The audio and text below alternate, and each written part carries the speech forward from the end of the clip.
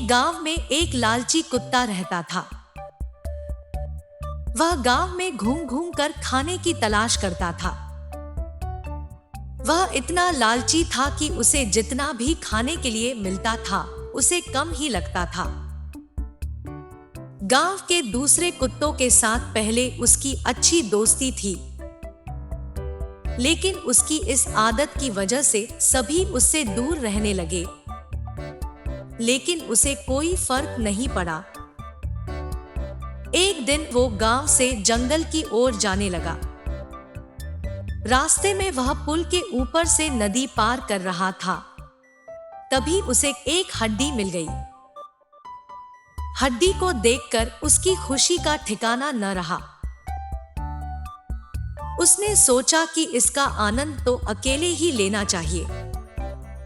वो जैसे ही पुल के ऊपर से नदी पार कर रहा था, तभी उसकी नजर नीचे नदी के ठहरे हुए पानी पर पड़ी। उस समय उसकी आंखों में सिर्फ हड्डी का लालच था। उसे यह भी पता नहीं चला कि नदी के पानी में उसका ही चेहरा नजर आ रहा है। उसे लगा कि नीचे भी कोई कुत्ता है जिसके पास एक और हड्डी है। उसने सोचा कि क्यों ना उसकी भी हड्डी छीन लूं, तो मेरे पास 2 हड्डियां हो जाएंगी।